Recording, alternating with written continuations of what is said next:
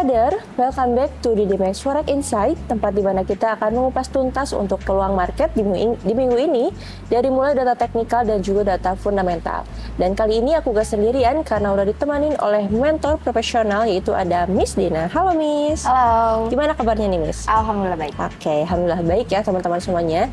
Dan sebelum kita mulai ke DDMax Forex Insight kali ini, buat teman-teman jangan lupa untuk di-subscribe dulu loncengnya biar gak ketinggalan juga untuk episode berikutnya di DDMax Forex Insight. Oke, kita langsung aja masuk ke pembahasan kali ini. Question number 1, mengapa data inflasi CPI Amerika Serikat menjadi perhatian utama pasar di minggu ini? Gimana, Miss? Oke, data CPI itu menjadi indikator utama yang mengukur laju inflasi di Amerika Serikat. Dan ini tuh sangat mempengaruhi ke arah kebijakan suku bunga ke depannya tuh seperti apa. Nah, untuk pada kalender kali ini, CPI bulanannya itu diperkirakan turun menjadi minus 0,1% dari yang sebelumnya itu di 0,5%. Dan sedangkan CPI tahunannya itu juga melambat diproyeksikan dari 4,2% itu menjadi 3,8%. Nah, jika benar-benar inflasi ini turun dari perkiraan, nah USD ini berpotensi untuk melemah karena peluang penurunan suku bunganya juga semakin terbuka gitu kan. Sementara harga emas itu diperkirakan akan menguat kalau misalkan nanti USD-nya melemah kayak gitu. Nah, sebaliknya jika ternyata inflasinya tuh masih tinggi gitu kan di atas perkiraan, nah USD ini masih bisa berpotensi menguat karena pasar akan memperkirakan The Fed akan mempertahankan suku bunga tingginya itu akan lebih lama kayak gitu. Next untuk question number 2. Apa perbedaan core CPI dengan CPI biasa dan mengapa trader perlu memperhatikannya, Miss? Untuk core CPI sendiri itu mengukur inflasi tanpa memasukkan harga makanan dan juga energi yang cenderung fluktuasi gitu ya, sehingga dianggap lebih mencerminkan tekanan inflasi jangka panjangnya itu seperti apa kayak gitu. Nah, pasar itu memperkirakan untuk core CPI bulanannya itu tetap di 0,2%, sedangkan untuk core CPI tahunannya itu ada penurunan tipis dari 2,9% menjadi 2,8%. Nah, jika core CPI-nya itu turun lebih daripada ekspektasi, maka tekanan inflasi itu dianggap semakin mereda gitu kan ya, sehingga untuk USD-nya sendiri itu berpotensi untuk melemah gitu. Namun sebaliknya juga kalau misalkan ternyata naik gitu kan ya, untuk aktualnya ekspektasi penurunan suku bunga itu jadi bisa berkurang juga dan USD berpotensi untuk menguat seperti itu. Kita next untuk question number 3. Mengapa pidato pejabat The Fed bisa menggerakkan pasar meskipun tidak ada keputusan suku bunga, Miss?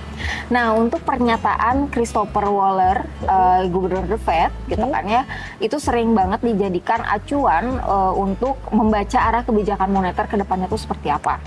Nah, pasar itu akan memperhatikan gitu kan, apakah ia masih menilai bahwa inflasi itu sebagai resiko utama atau mulai membuka peluang penurunan suku bunga dalam waktu dekat kayak gitu, dalam jangka waktu dekat. Nah, kita lihat jika misalkan ada pidatonya itu cenderung hawkish, nah USD ini bisa berpotensi untuk menguat gitu kan, dan harga emas itu bisa tertekan. Nah, tapi sebaliknya juga misalkan komentar The Fed-nya itu lebih dovish, itu bisa mendorong USD-nya itu jauh lebih melemah gitu kan, dan juga memberikan sentimen positif gitu kan bagi aset safe haven seperti emas gitu. Next untuk question number 4. Mengapa data PPI juga penting setelah rilis data CPI, Miss? Untuk PPI sendiri itu kan mengukur perubahan harga di tingkat produsen gitu kan ya. Dan itu juga sering menjadi indikator gitu kan awal arah inflasi konsumen itu seperti apa. Nah, untuk minggu ini core PPI itu diperkirakan akan turun gitu ya dari 0,4% itu menjadi 0,3%. Turun tipis ya. Nah, sedangkan untuk PPI utamanya itu diproyeksikan melambat tajam dari 1,1% itu menjadi 0,0% ya gitu. Jadi misalkan jika aktualnya itu lebih rendah daripada perkiraannya, nah maka itu pasar dapat menilai juga bahwa tekanan inflasi mulai mereda gitu kan, sehingga USD-nya bisa berpotensi untuk melemah. Dan sebaliknya kalau misalkan PPI-nya ternyata meningkat lagi gitu kan, kekhawatiran inflasi juga bisa muncul lagi dan juga memberikan dukungan terhadap penguatan USD-nya. Oke, next question number 5. Apa yang perlu diperhatikan dari keputusan suku bunga Bank of Canada di minggu ini, Miss? Gimana tuh? BOC itu sekarang diperkirakan akan mempertahankan overnight rate di 2,25% gitu. Sehingga perhatian utama pasar saat ini itu akan tertuju pada pernyataan kebijakan yang akan menyertainya gitu kan. Nah, jika misalkan nanti BOC-nya itu masih optimis terhadap kondisi ekonomi dan juga memberikan sinyal belum terburu-buru untuk memangkas suku bunganya, maka Canadian dollar atau CAD itu berpotensi untuk menguat gitu kan. Dan sebaliknya juga, misalkan BOC-nya ternyata mulai menunjukkan kekhawatiran terhadap perlambatan ekonomi dan juga membuka peluang untuk pelonggaran kebijakannya, maka CAD-nya atau Canadian dollarnya itu dapat mengalami penurunan atau tekanan jual kayak gitu. Oke, next untuk question number 6. Mengapa konversi purse Bank of Canada sering memicu volatilitas pada CAD, Miss? Nah, setelah keputusan suku bunganya diumumkan, nah itu pasar akan mencermati gitu kan untuk penjelasan Gubernur Bank of Canada-nya itu mengenai prospek inflasi, pertumbuhan ekonominya, dan juga arah kebijakan selanjutnya itu seperti apa sih kayak gitu kan. Nah, meskipun suku bunganya itu tidak berubah, pernyataan yang bernada hawkish itu juga dapat memperkuat Canadian dollar gitu kan. Sedangkan komentar yang lebih dovish itu bisa melemahkan CAD-nya atau Canadian dollarnya. Oleh karena itu, kita sebagai trader sebaiknya tidak hanya fokus pada keputusan suku bunga nanti ke depannya seperti apa, tapi juga isi dari konferensi persnya itu seperti apa. Oke, next untuk question number 7. Mengapa pidato gubernur dari Bank of England penting bagi pergerakan pound sterling, Miss? Nah, karena pidato Andrew Bailey ini itu dapat memberikan petunjuk penting, petunjuk terbaru gitu kan, mengenai pandangan Bank of England terhadap inflasi dan juga kondisi ekonomi Inggris ke depannya itu seperti apa.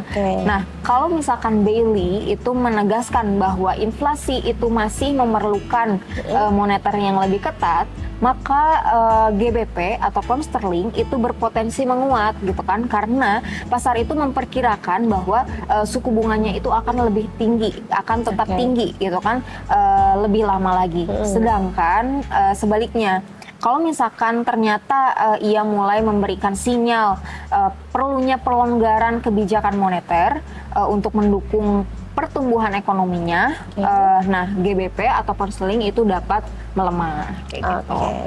Oke, last question. Apa dampak data GDP Inggris terhadap pergerakan GBP, Miss? Nah, untuk produk domestik bruto atau GDP, ya, itu merupakan indikator utama yang menunjukkan pertumbuhan ekonomi Inggris, kayak gitu. Nah, setelah bulan sebelumnya itu mengalami kontraksi di 0,1%, nah pasar itu memperkirakan GDP itu bulan ini kembali tumbuh menjadi 0,1%. Nah, jika hasil aktualnya ternyata lebih tinggi dari pada perkiraannya, GBP atau pound sterling itu akan berpotensi untuk menguat dikarenakan mencerminkan aktivitas ekonominya itu jauh lebih pulih gitu kan, mulai pulih lagi gitu. Namun sebaliknya juga jika ternyata kembali mencatat pertumbuhan yang negatif, kekhawatiran terhadap perlambatan ekonominya Inggris itu dapat meningkat dan juga memberikan tekanan juga pada pound sterling atau GBP seperti itu. Oke, sobat trader, itu dia beberapa data penting yang akan kita bahas yang akan kita bahas yang udah dibahas ya. Oke Sobat Trader, itu dia beberapa data penting yang sudah kita bahas bareng Miss Dina, terutama dari data CPI, USD GBP, dan juga dari CAD yang bakalan rilis di minggu ini. So, buat kalian yang mau dapetin arahan ataupun insight terbaru dari DidiMax, langsung aja subscribe dan juga jangan lupa komen biar gak ketinggalan untuk episode berikutnya dari DidiMax Forex Insight. Bersama saya Melinda. Saya Dina. See you. Bye-bye.